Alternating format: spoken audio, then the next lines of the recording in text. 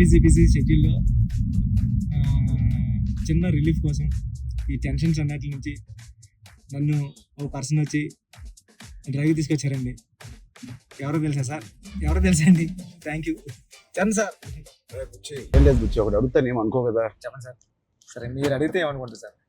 నీ bicep miss అవుతున్నా sir ఆ రోజు చూపి ఒకసారి.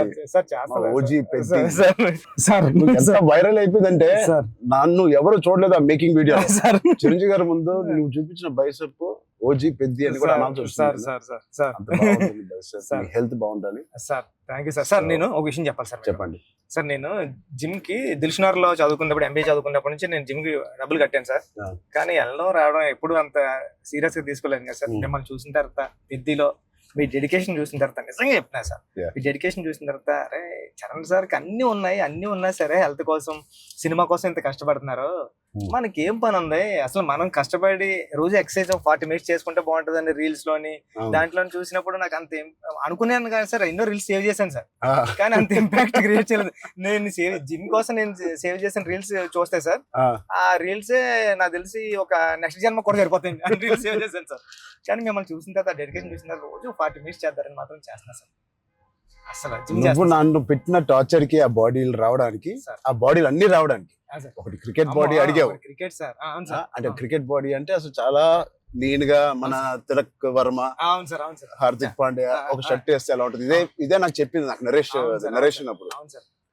అదొక బాడీ అడిగావు. కొన్ని రోజుల తర్వాత మళ్ళీ సార్ క్రికెట్ బాడీలో కూడా మీరు క్రికెట్ బాడీలో కూడా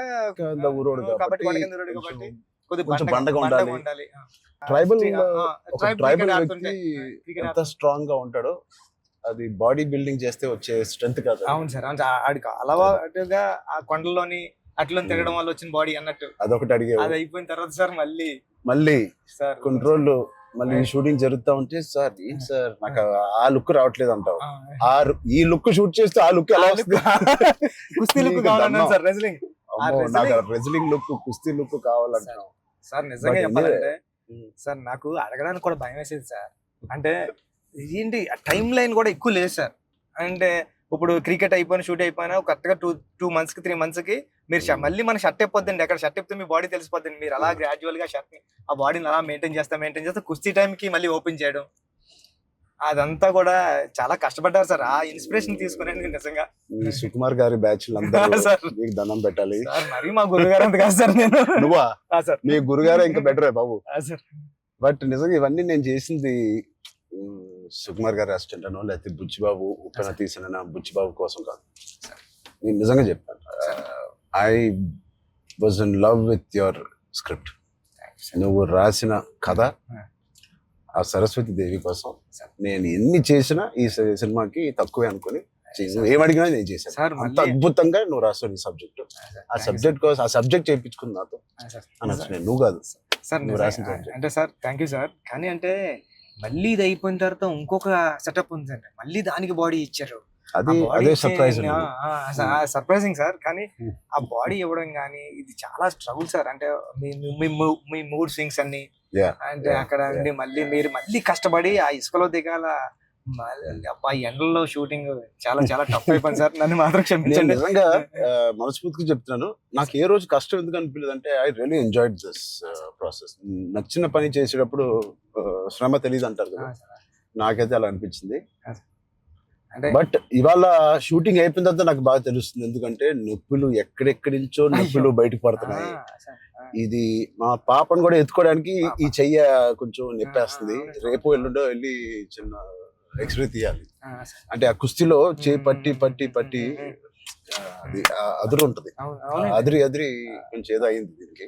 మళ్ళీ మీకు చేతికి అది కుస్తీలో పట్టడం, ఆ పైల్వాన్స్ అందరం తిరగేయడం అట్లతో పాటుగా మళ్ళీ సార్ పైగా నువ్వు పెట్టింది ఆర్టిస్ట్ కాదు, నిజమైన పైల్వాన్స్. వాళ్ళని బతిమాలి బాబు నువ్వు యాక్టింగ్ చేయరా బాబు అని చెప్పడానికి వాళ్ళకి టర్న్ అవడం గట్రా రావట్లేదు సార్. సినిమా యాక్షన్ చెప్తే వాళ్ళు నిజంగా కుస్తీ నిజంగా పైల్వాన్ పట్టుకుంటున్నారు పాపం. సారీ సార్ అంటున్నారు మళ్ళీ.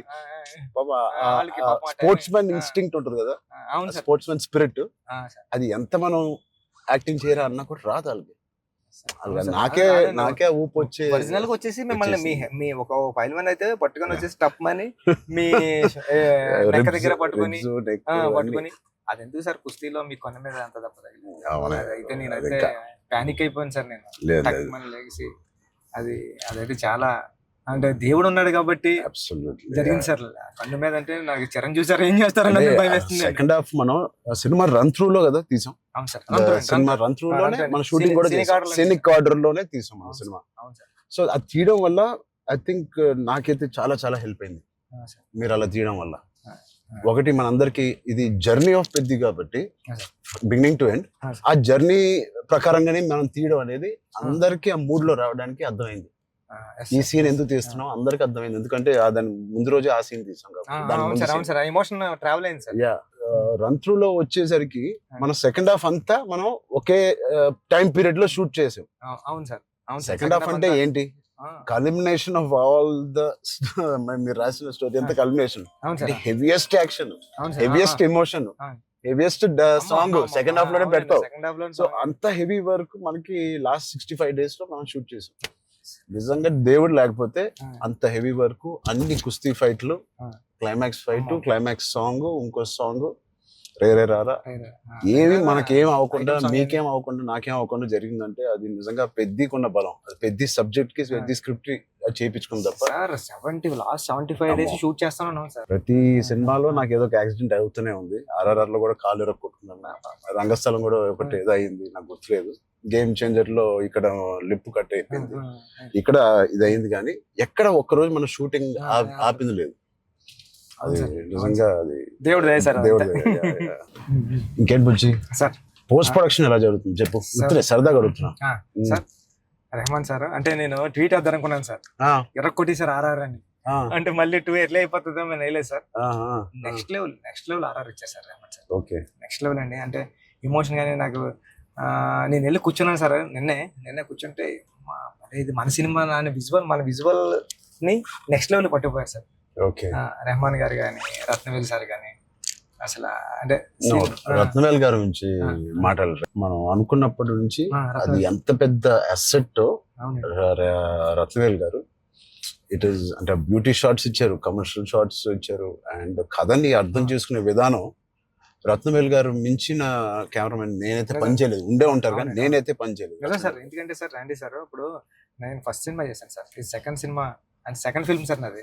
ఇంత పెద్ద కెమెరామ్యాన్ ఉండడం వల్ల నాకు చాలా పెద్ద సపోర్ట్ వచ్చింది సార్. రండి సార్ లాంటి ఉండడం వల్ల నేను ఏమైనా మిస్టేక్లు చేసినా సరే ఇది కాదు, ఇది చూసుకో ఒకసారి ఆలోచించుకొని వచ్చి చెప్పడం కానీ, బిగ్ బ్రదర్ దాంట్లో నో డౌట్ సార్. అంత ఆయన కరెక్ట్ చేయడం కానీ అవన్నీ నేను చూసేదాన్ని ఒక్కొక్కసారి ఆయన నెక్స్ట్ లెవెల్ పట్టిపోయారు సార్. వచ్చి ఇలా చేద్దాం మనం అని. లైటింగ్ మాత్రం వేరే స్థాయిలో ఉంటది అసలు సార్. మీకు చెప్పాలంటే ఢిల్లీ ఎపిసోడ్, ఢిల్లీలో ఎలా ఉన్నారంటే సార్ మీరు ఢిల్లీ ఎపిసోడ్ నాకు మిమ్మల్ని చూసిన ప్రతిసారి కళ్ళంట నీళ్ళు వస్తా సార్. ఐ థింక్ నా ఫేవరెట్ ఎపిసోడ్ చెప్పొచ్చు లేదో తెలియదు ఇస్ ద ఢిల్లీ ఎపిసోడ్. అంటే నీ కథ మొత్తం నువ్వు ఇందాక 2 గంటలన్నర కథ లేదా 3 గంటలన్నర కథ, ఆ ఢిల్లీ ఎపిసోడే మీ కథ. అవును సార్. ఢిల్లీ నేను ఢిల్లీ ఎడిటింగ్ రూమ్ లో చూసిన ప్రతిసారి మీకు కాల్ చేశాను సార్. నవీన్ అంటున్నారండి, ఎడిటర్ నవీన్ ఏమన్నాడంటే అండి, నవీన్ అన్న వచ్చి నువ్వు చూసిన ప్రతిసారి 20 వరకు కాల్ చేస్తున్నావు అని. అంటే దాంట్లో ఫ్రేమ్ తీసి కట్ చేద్దామన్నా సరే నాకు భయం వేసి తీద్దామా లేకపోతే ఇది ఒక్కటే తీసేద్దామా అంటే, నువ్వు ఒకసారి గుర్తుపెట్టుకో ఈ విజువల్ చూసిన ప్రతిసారి నువ్వు రామ్ చరణ్ సార్ కాల్ చేసావు, నువ్వు ఎలా చేస్తావు ఇది అంటే అవునా అయితే తీయని మళ్ళీ దాన్ని హోల్డ్ చేసి దాని బిఫోర్ ఎక్కడ కట్ చేశాను కానీ ఢిల్లీ కట్ చేయలేదు సార్. ఢిల్లీ ఎపిసోడ్ నాకు సినిమాలో నాకు ఫేవరెట్ ఎపిసోడ్. అవును సార్. ఢిల్లీలో అప్పుడు టెంపరేచర్ కూడా చాలా చలండి, పక్కన షూటింగ్ చేయడానికి కూడా అవన్నీ క్లైమేట్ కూడా కంట్రోల్ లేదు సార్. బట్ ఎపిసోడ్ మాత్రం షూట్ చేయాలని అనుకున్నాను. ఆ ఒక్క ఎపిసోడ్ కి రాండీ గారికి 100% ఇచ్చారు సార్. అందుకని దాన్ని వైడ్ రేంజ్ ఫ్రేమ్స్ తో స్పాన్ కానండి, కలర్ టోన్ కూడా ఢిల్లీ దగ్గర కలపలే ఫిల్మ్ కలర్ టోన్ మార్పు సార్. లుక్ అండ్ ఫీల్ కూడా మొత్తం అంతా ఢిల్లీ అంటే ఢిల్లీ ఎపిసోడ్ లోనే ఒక వ్యవసాయం ఉంటది కాబట్టి మన సినిమాలో కదా ఎమోషన్ అంతా హోల్డ్ చేయడం కానండి. వచ్చే ట్విస్ట్ ఆ, will be the biggest twist in the అవును whole సార్ film. అవును సార్ అవును సార్ అది ఎలా రాసావో నాకు తెలియదు. సార్ నేను ఉప్పెనలో నువ్వు రాసిన ఆ పాయింట్ కన్నా సార్ ఇది ఇంటూ 100. అవును సార్ సార్ నేను అది చెప్పాలనుకున్నప్పుడు కూడా అంటే ఒక స్టార్ హీరోకి అలాంటి పాయింట్తో ఎలా వర్కౌట్ అవుతుంది అన్న థింగ్ ఉంటూ కూడా సార్ అక్కడే హీరోయిజం ఒక ఒక 50 times పెరిగిపోతుంది సార్. అలాంటి సిచ్యువేషన్లో హీరోయిజం పడిపోతుందండి. అలాంటి సిచ్యువేషన్లో ఈ కథలో అలా సెట్ అయింది సార్. హీరోయిజం నెక్స్ట్ లెవెల్కి వెళ్ళి కూర్చుంటారు సార్ అక్కడ. చాలా కన్విక్షన్ తో రాసావు. అది అందరిలో ఎక్కిపోయింది నీ కన్విక్షన్. షార్ట్ లో నువ్వు నాకు ఇంకా గుర్తు, మా ఇంటికి 3 years అవును సార్ back వచ్చింది సార్. అవును సార్ బాగా గుర్తుంది సార్ మీకు. సార్ సార్ నువ్వు నేను సుకుమార్ గారు కూర్చుని అవును. కథ వినాలని డిసైడ్ చేసిన రోజు అవును సార్ నువ్వు ఎలా చెప్పావంటే కదా 2.5 hours నాకు ఇంకా గుర్తుంది. 2 hours 40 minutes 45 minutes అవును సార్ కింద మంచి మ్యాట్ కిందే కూర్చుంటాను. సరే బాబు. మీరు కింద దిగిపోయారు సార్. మీరు కింద కూర్చున్నారు. Dialogue to dialogue, sir scene to scene, run through తో సీన్ ఆర్డర్ తో నువ్వు నాకు ఎక్స్ప్లెయిన్ చేసాను. నేను ఫస్ట్ మెస్ప్రైజ్ అయిపోయాను. నా వైపు ఎక్కువ తలెత్తి కూడా సీన్ వైపు కదా చూసి కూడా నువ్వు చదవలేదు. తలెత్తి నాతోనే మాట్లాడావు మొత్తం. అంతలాగా నీకు ఎవ్రీ డైలాగ్ ఎన్ని సంవత్సరాలు రాసావు ఈ సినిమా నాకు తెలియదు. ఫోర్ ఇయర్స్ ఒప్పిన తర్వాత డెవలప్ చేసావు. నువ్వు నరేట్ చేసిన గ్రిప్పింగ్ గా నరేట్ చేసిన విధానం కానీ నేను మెస్ప్రైజ్ అయిపోయాను. అసలు ఏ కథ చెప్తున్నాడు తర్వాత చెప్పిన విధానానికి నేను సార్ నాకు డౌట్ సార్. కథే అంటే అక్కడ రామ్ చరణ్ సార్ కాదు, బుచ్చిబాబు కాదు, అంటే కథే అంటే కథను నమ్మిన డైరెక్టర్గా నేను వచ్చాను సార్. కథను నమ్మిన డైరెక్టర్గా వచ్చి మీకు నేరేషన్ ఇచ్చినప్పుడు నాలో భయాలు చాలా ఉన్నాయండి. ఇలాంటి స్క్రిప్ట్ ఓకే చేయడానికి, ఇలాంటి ఎమోషనల్ డ్రామా అంటే పెద్ద అంటే యాక్షను, క్రికెట్, రెజ్లింగ్ కాదు సార్. పెద్ద అంటే ఎమోషను. నేను నేరేషన్ ఇచ్చిన ప్రతిసారి నా కళ్ళంట నీళ్ళు వచ్చాయి సార్. అరే అంటే ఏడ్ చేస్తున్నాను కాబట్టి ఏడ్ చేసిన కొన్ని సీన్లు అక్కడ చెప్పడం కూడా తోసేసేవాడి సార్. కానీ ఇలాంటి స్క్రిప్ట్ ని మీరు విన్నప్పుడు మీ ఫీలింగ్ అంటే మీరు ఏమనుకున్నారు సార్? అంటే ఇలాంటి స్క్రిప్ట్ చెయ్యాలనుకున్నారా? సుకుమార్ గారు ఇచ్చిన కాన్ఫిడెన్స్ వల్ల, సుకుమార్ గారి బ్యాచ్ వల్ల ఆయన ఎందుకో నన్ను చేయమని అడగడం ఏదో ఉంటుంది. లేకపోతే నాకు లేదు కదా ఇంకేదో ఉంది కదా అనుకునే టైంలో సడన్ గా ఇది చేసాము. మన ఇద్దరం ఎప్పటి నుంచో రంగస్థలం టైం నుంచి మనం ఇద్దరం పని చేయాలనుకున్నాం. అవును సార్. అది ఇంత తొందరగా ఫస్ట్ సుకుమార్ గారు ఏదో ఉంటే అప్పుడు మనకి చెప్పారు. బట్ నాకు ఏం నచ్చిందంటే పెద్ద అనే ఫిలిం లో నువ్వు అన్అడల్టరేటెడ్ గా అంటే ఏవి కమర్షియల్స్ గా ఆలోచించడం కానీ ఫ్యాన్స్ పరంగా కానీ ఏ ఉద్దేశం లేకుండా ఆ కథకి ఏది న్యాయం అదే నువ్వు రాసావు, అదే నాకు చెప్పావు. అక్కడ నీ నిజాయితీ నాకు ఫస్ట్ నచ్చింది. ఆ క్యారెక్టర్ లో ఉన్న నిజాయితీ నచ్చింది. పెద్దిగాడి క్యారెక్టర్ లో ఉన్న నిజాయితీ నాకు నచ్చింది. దాని తర్వాత ఏదేమైనా లైఫ్ లో ముందుకు సాగుతూ వెళ్ళాలి అనే point is the biggest point of Peddi. Hurdles వచ్చిన ఇంకోటి ఇవన్నీ దేనికి చేస్తున్నారు, కథ ఏంటి, ఆ కథ ఇవన్నీ దేనికి చేస్తున్నారు, ఇన్ని ఆటలు ఎందుకు ఆడుతున్నారు, అదేంటి cross over athlete. Main point అది sir. Main point cross over athlete. ఆ క్రాస్ ఓవర్ అథ్లీట్ ఒక అథ్లీట్ గా వెళ్ళొచ్చు, ఒక కొంత దూరం వరకు తన జీవితంలో ఏదో ఒకటి సాధించవచ్చు. ఇంత తపంతో how come he went that far to do that and achieve that goal. That I feel identity, గుర్తింపు కోసం. సార్ నిజంగా చెప్పాలంటే ఈ కథ రాయడానికి మెయిన్ కారణం, మీ దగ్గరికి వచ్చిన నేరేషన్ ఇవ్వడానికి కారణం అంటే మీరు ఎప్పుడు మెరుపు టైంలో ఎప్పుడు ఎంట్రీ చేస్తే నాకు స్పోర్ట్స్ సినిమా చేయాలని కోరిక అన్నారు సార్. సార్ టెక్నాలజీ, ఆ గేమ్ తీసే టెక్నాలజీ కానీ స్పోర్ట్స్ ఏదో కుదరక నిజంగా ఈ రోజు నాకు నేను అనుకున్నాను సార్.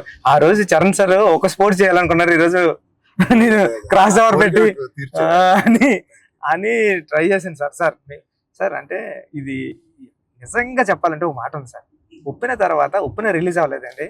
కోవిడ్ టైంలో ఉప్పెన ఓటీటీకి అంటున్నారు సార్. ఓటీటీ వేసేద్దాం చాలా వరకు 1 year 12 months వరకు ఒక వెయిట్ చేశారండి. కానీ ఇంకా కోవిడ్ ఎప్పుడు వెళ్ళిపోతుందో తెలుస్తలేదు సార్. అలాంటి సిచ్యువేషన్లో మా గురువు గారు ఫోన్ చేసి, సుకుమార్ గారు ఫోన్ చేసి అడిగితే, ఒరే ఇంక ఏం చేయలేమరా, ఇంక మనం హోల్డ్ చేయాలంటే హోల్డ్ చేసాం, ఇంకా ఈ పాండమిక్ ఎప్పుడో తెలుస్తలేదు, మనం వేసేద్దామరా అన్నారండి.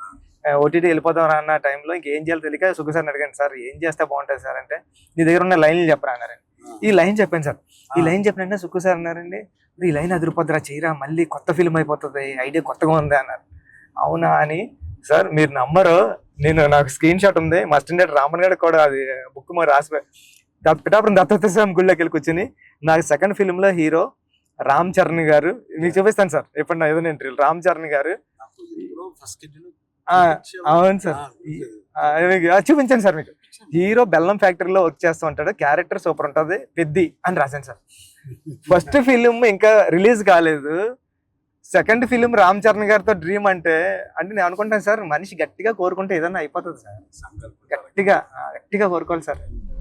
నాకు కూడా ఇంత గొప్ప సినిమాలో హీరోగా చేయడం అనేది, గొప్ప రైటింగ్ రావడం అనేది, అది కూడా నేను ఎక్కడో అనుకున్నానేమో, ఎప్పుడో అప్పుడు అనుకున్నాను ఒక స్పోర్ట్స్ సినిమా చేయాలి మీ సంకల్పమే సార్ అది. అప్పటి నుంచి 10 ఏళ్ళు అయిపోయింది, మెరుపు ఆల్మోస్ట్ 12 ఇయర్స్ అయిపోయింది. ఆ 12 ఇయర్స్ నుంచి నా కోరిక, నీ కోరిక ఏదో సార్, ఇద్దరిని సుకుమార్ గారు కలిపారు. సుకుమార్ గారు దేవుడు మా గురుగారు తీసుకొచ్చి, అందుకే నేను ఎప్పటికీ మా గురుగారు 2 పని ఉంటాను సార్. నిజంగా ఏదైనా అంత గట్టిగా అనుకోవాలనేది నాకు మళ్ళీ అనిపించింది. అనుకుంటే సాధ్యం అవుతుంది అనేది, అనుకుంటే అవుతుంది అన్నారు. మీరు ఏదైతే అన్నారో ఇదే మన కథ సార్. పెద్దిగడు ఏది వదలడండి, పెద్దిగడు పట్టుకుంటే అంటే చిన్న ఇన్సిడెంట్లకే ఈ జనరేషన్ అంతానే అది కాదు, ఇది అవుతులేదు అని కొద్ది ప్యానిక్ అయిపోయి రకరకాల డెసిషన్ తీసుకున్నారు కదా సార్. అలాంటి సిచ్యువేషన్ లో పెద్ది చాలా ఇన్స్పిరేషనల్ క్యారెక్టర్ సార్. పెద్దిగడు అందరికీ హృదయంలో ఉండిపోతారు సార్. పెద్దిగడు చాలా ఇన్స్పిరేషనల్ క్యారెక్టర్ అండి. అంటే నిజంగా చెప్పాలంటే పాఠ్యాంశాల్లో అంటే బుక్స్ లో ఉండాల్సిన క్యారెక్టర్ అండి. 7th క్లాస్ నాన్ డీటెయిల్ లో ఉంది సార్. అంటే పట్టుదల ఉంటే సాధించలేనిది లేదని. అలాంటి బుక్ లో నేను రాసినప్పుడు నాకు ఆ కథ గుర్తొచ్చిందండి. అరే విక్రమాదిత్య ఏదో అండి అతని పేరు. అతను చాలా స్ట్రగుల్ అయ్యి అనుకున్నదాన్ని రీచ్ అవుతాడండి. అంటే పెద్దికి కూడా విజయం అంత ఈజీగా దొరకలేదండి. పెద్ది చాలా స్ట్రగుల్ అవుతా తన విజయాన్ని, తన డెస్టినేషన్ ని, తన గోల్ ని రీచ్ అవ్వగలిగాడు కానీ అంత ఈజీగా నీ జనరేషన్ చిన్న వాటికే కొద్దిగా ప్యానిక్ అయిపోయి అది కాదు ఇది కాదు అంటారండి. ఇది చాలా ఈ జనరేషన్ సెట్ అవుతుంది. ఈ జనరేషన్ కి చాలా ఇన్స్పిరేషనల్ స్టోరీ. మోటివేషన్ అంటే ఐ ఫీల్ ఒక వ్యక్తికి మోటివేషన్ దొరకడం పొద్దున్న లేచి, అంటే ఇలాంటి సిచ్యువేషన్ వచ్చి నా లైఫ్ లో కూడా వచ్చింది. ఇది వాళ్ళ జనరేషనే కాదు, కోవిడ్ టైంలో అందరికి ఒక రకంగా కొట్టింది కదా కోవిడ్. మానసికంగా కొట్టింది, హెల్త్ పరంగా కొట్టింది, ఫైనాన్షియల్ గా కొట్టింది, ఈ వేరే రకాలుగా కొట్టినాయి. నాకు కూడా ఒక రకంగా కొట్టింది. And it was very low phase అవన్నీ అన్నాను, కానీ ఇట్ ఈస్ అంత స్ట్రాంగ్ వర్డ్స్ నేను వాడట్లేదు, కానీ ఒక కన్ఫ్యూజ్డ్ స్టేట్ లో ఉండేవాళ్ళం. అంటే అప్పటికి RRR మధ్యలో మీకు కూడా సార్, నాకు కూడా RRR 30-40% అయిన తర్వాత ఆ బ్రేక్ పడింది, అయితే 50% తర్వాత ఆ బ్రేక్ పడింది. పీక్ లో నా ట్రైలర్ రిలీజ్ అయింది. అంటే అంత పీక్ బాడీ లో RRR స్టాప్ అయింది. సో ఏం చేయాలి, జిమ్ నేను ఒక అపార్ట్మెంట్ లో ఉండేవాడిని అప్పుడు. దాని తర్వాత ఇప్పుడు ఇంటికి షిఫ్ట్ అయ్యాను కదా. సో అక్కడి నుంచి అసలు ఉన్నారా, మన చుట్టూ ఉన్న వ్యక్తులు ఒక్కొక్కరు చనిపోవడం చూసి ఆ ఉపాసన ఇంట్లో ఉండడం వల్ల ఆ హాస్పిటల్ కాల్స్ విని నేను ఇంకా ఆఖరికి నా హోమ్ థియేటర్ లో కూర్చొని టీవీ చూస్తూ ఉండేవాడిని. పక్కన ఆవిడ అక్కడ ఉండేది, అది వినలేక నేను ఒక్కడనే ఉండలేక, బికాస్ ఆవిడతో ఉంటే ఏదో ఒక కాలక్షేపం ఉండేది. హోల్ కోవిడ్ నువ్వు నమ్మవు, ఉపాసన ఒక రూమ్ లో తన కాల్స్ పాపం తన అందరు పేషెంట్స్ ని డైవర్ట్ చేయడం అవన్నీ చూస్తా ఉంది. నేను ఇంకో రూమ్ లో అలోన్ గా ఆల్మోస్ట్ ఫ్యూ మంత్స్ నేను ఒక్కనే ఉండేది. అది నాకు గట్టి కొట్టేసింది. అంటే ఒంటరిగా ఉన్నప్పుడే నీకు థాట్స్ వస్తాయి, అది ఓవర్ గా నువ్వు అన్ని రోజులు ఒంటరిగా ఉన్నప్పుడు ఆ థాట్స్ వేరేగా మారుతాయి. అలా మారినప్పుడు నేను మానసికంగా కొంచెం లో అయ్యాను. ఆ టైంలో నాకు తెలిసి తిరిగి కోవిడ్ రీఓపెన్ అవుతున్నప్పుడు, ఏవో చాలా ఇష్యూస్ ఉన్నప్పుడు నాకు రాజమౌళి గారు నీకు ఫోన్ చేశాను. రాజమౌళి గారికి ఫోన్ చేసి, సార్ ఒకసారి కలవాలి మిమ్మల్ని అంటే ఆయన వచ్చారు. ఏం చేయాలంటే మళ్ళీ షూటింగ్ స్టార్ట్ అవుతుంది, నాకు అదే జోష్, ఏదైతే షూటింగ్ మనం ఆపామో ఆ టైంలో నాకున్న జోష్ అది రావట్లేదు సార్. నాకు ఏంటో అర్థం కావట్లేదు. ఇంత పెద్ద సినిమా, ఇంత పెద్ద డైరెక్టర్ తో నేను చేస్తున్నాను, ఏమవుతుంది నాకు, ఎందుకు నాకు మోటివేషన్ రావట్లేదు అంటే, ఆయన చెప్పిన మాట ఇవాల్టి వరకు I have kept it in my heart. ఎప్పుడైనా చరణ్ అది మోటివేషన్ ఏదో ఒక పెద్దది వస్తేనే రాదు, దీనికన్నా పెద్దది ఏముంటుంది, ఆర్ఆర్ఆర్ కన్నా పెద్దది మోటివేట్ చేయడానికి. అయినా నాకు రేపు పొద్దున లెగిసి వర్కౌట్ చేసి మీ షూటింగ్ కి రావాల్సిన మోటివేషన్ నాకు రావట్లేదు. అందం ఏంటి నేను. సో చరణ్ అలా కాదు, షూటింగ్ కి ఇంకా 20 days టైం ఉంది. ఇంకా 20 days లో లాక్డౌన్ ఓపెన్ చేస్తున్నారు, ఫస్ట్ లాక్డౌన్. సో నీకు 20 days టైం, ఒక పని చెయ్యి, స్టార్ట్ స్మాల్. ఈ రోజు నేను ఇవాళ లెగిసి ఏదో ఒక పని అనుకోవాలి, ఆ పని కోసం నువ్వు లెగాలి, ఆ పని దొరకాలి. ఆ పని ఏంటి, ఏమి లేదు ఇప్పుడు కోవిడ్ లో. ఆ పని ఏముంటది, ఎలా ఉంటది, నా బెడ్రూమ్ ద బెస్ట్ బెడ్రూమ్ అంటే cleanest bedroom in Jubilee hills లాగా మార్చాలి. అంటే ఎవ్రీ కార్నర్ క్లీన్ చేసుకోవడం అంటే అదే పని. ఇంకా ఒక పని వెతుక్కోవడం అన్నమాట, ఒక కారణం వెతుక్కోవడం ఆ రోజు లెగడానికి. ఇవాళ లెగిసి జూబ్లీ హిల్స్ లో నా రూమ్, నా ఇల్లు ద బెస్ట్ క్లీనెస్ట్ హౌస్ గా ఎలా మార్చాలి. స్టీమింగ్ చేస్తానా, లేకపోతే కడుగుతానా, లేకపోతే క్లీనింగ్ చేస్తానా, ఎప్పుడెప్పుడు నుంచో ఉన్న బట్టలని తీసి పడేస్తానా, అది లేదా నా garden should be the best garden in Jubilee hills. ఆ ప్లాంట్స్ ని, ఆ కలుపు మొక్కలు తీసేయడం అన్ని నేను చేసి ద బెస్ట్ గార్డెన్ అని నేను నిరూపించుకోవాలి. చిన్నదైనా పెద్దదైనా క్యూట్ గా ఒక బాల్కనీలో ఉన్న అపార్ట్మెంట్ అయినా the best apartment balcony in the whole apartment గా ఎలా చేయాలి. ఆ చిన్న చిన్న కారణాలు వెతుక్కొచ్చారండి ఇలాగా. లేకపోతే నువ్వు బిల్డ్ చేసే నీ ఫామ్ హౌస్ ఏదైతే ఉందో ఆ best farm house with all your horses అన్నిటితో నువ్వు చెయ్యి, దాని మీద దృష్టి పెట్టు. సో నువ్వు పొద్దున్న లెగిసి ఓకే నేను కన్స్ట్రక్షన్ వాళ్ళతో మాట్లాడి ఫామ్ హౌస్కి వెళ్ళి ఏదో ఒక పని పెట్టుకోవాలి, మనం ఒక మోటివేషన్ పెట్టుకోవాలి మన లైఫ్ లో. చిన్నగా స్టార్ట్ చేయి, ఆ చిన్న స్టార్ట్ చేసిన మోటివేట్ అవుతావు నువ్వు. ఇంట్లో మొదలైన మోటివేషన్ అది పెద్దగా చేరి అది నేను ఎగ్జాక్ట్ గా వర్డ్ టు వర్డ్ నేను ఫాలో అయ్యాను. ఇవాళకి 3-4 years there was not one day where I was demotivated. So Peddi గారిది coming to the point, Peddi also is like that. ఏంటి అవకాశాలు అనేది ఎత్తుకుంటా ఉంటాడు లైఫ్ లో. ఇది అది పోయిందా, ఇది కూలిపోయాడా, ఎన్ని అడ్డంకులు వచ్చినాయి అతనికి అని చూసుకోకుండా ఉన్న దాంట్లో సరిపెట్టుకోకుండా కూడా మళ్ళీ దాంట్లో బెస్ట్ ఎలాగా ఉంటాడు అనేది ఒక ఫస్ట్ హాఫ్ నుంచి ఇంటర్మిషన్ లో ఒకలాగా, ఇంటర్మిషన్ తర్వాత ఇంకోలాగా. Whatever happens the life should go on, life should keep going on. ఆ లైఫ్ ఎలా గో ఆన్ అవ్వాలంటే దానికి ఒక పర్పస్ ఎత్తుకోవాలి. ఆ పర్పస్ నేను చెప్పినట్టు చిన్న చిన్నగా ఉండొచ్చు, పెద్ద ఉండొచ్చు. నేనే అనుకున్నాను చాలా బాగా మాట్లాడారు. లేదు, ఐ థింక్ ఇవన్నీ కోవిడ్ నుంచి, కథ నుంచి వెరీ వెరీ ఇన్స్పైరింగ్ కథ. ఈ మధ్య ఒక ఇన్స్పైరింగ్ కథల్లో నేను చూడడం అనేది నేను ఎక్కడ చూడలేదు. అంటే ఒకప్పుడు లగాన్ చూసాను, ఒక దంగల్ చూసాను, స్వయం కృషి ఉంటదండి. అంటే సార్ ఇది ఉంటూ అంటే ఎక్కడ కమర్షియలైజ్ తగ్గదు సార్ పెద్ద. అంటే ఒక స్టార్ హీరోతో ఇలాంటి ఆర్గానిక్ కథ చెప్పడం అంటే చాలా టఫ్ జాబ్ సార్. ఈ రెండు బ్లెండ్ చేయడం. తమ్ముడు అనే సినిమా అది కూడా కరాటే ఇవన్నీ ఉండి చాలా బేవర్స్ గా తిరిగే ఒక తమ్ముడు ఒక కారణం వల్ల ఒక పర్పస్ వెతుక్కుని నేను ద బెస్ట్ గా అవ్వాలి, మా ఫాదర్ కి నిరూపించుకోవాలి. సో ఆయన పర్పస్ ఆ ఫాదర్ కి నిరూపించుకోవాలి, అంతేనా? బ్రదర్ ఒకటి బ్రదర్ కాళ్ళు ఇరిగింది, అది ఫాదర్ వీడేం చేస్తాడు బ్రదర్ కాళ్ళు అంటే. సో ఆ కారణం ఒకటి ఎత్తుక్కోవడం అనేది, అది నీ సినిమాలో నీ కారణం అనేది is the most biggest commercial point. దానికి audience will be shocked. Waiting sir, దానికోసం టెన్షన్ గా ఉందండి. పెద్ది అంటే పెద్ది అన్నదే అంత ఒక స్టోరీ అండి. స్టోరీ మీరు రామ్ చరణ్ గారు కనిపించలేదు సార్, చూసిన వాళ్ళు అందరూ కూడా అదే చెప్తున్నారండి. రామ్ చరణ్ గారు కనిపించకుండా దాంట్లో అంతలా ఇన్వాల్వ్ అయిపోయారండి. ఒక పావు గంట ఒక హాఫ్ అన్ అవర్ సినిమా తర్వాత పెద్ద క్యారెక్టర్ లోకి వెళ్ళిపోతాం సార్. మీకు జాన్వీ క్యారెక్టర్ కూడా లుకింగ్ సో బ్యూటిఫుల్. అండ్ నువ్వు అనుకున్నప్పుడు నుంచే జాన్వీ కపూర్ అని అంటానే ఉన్నావు, కానీ అమ్మాయి కూడా ఒక హీరోలో ఉంటది సార్.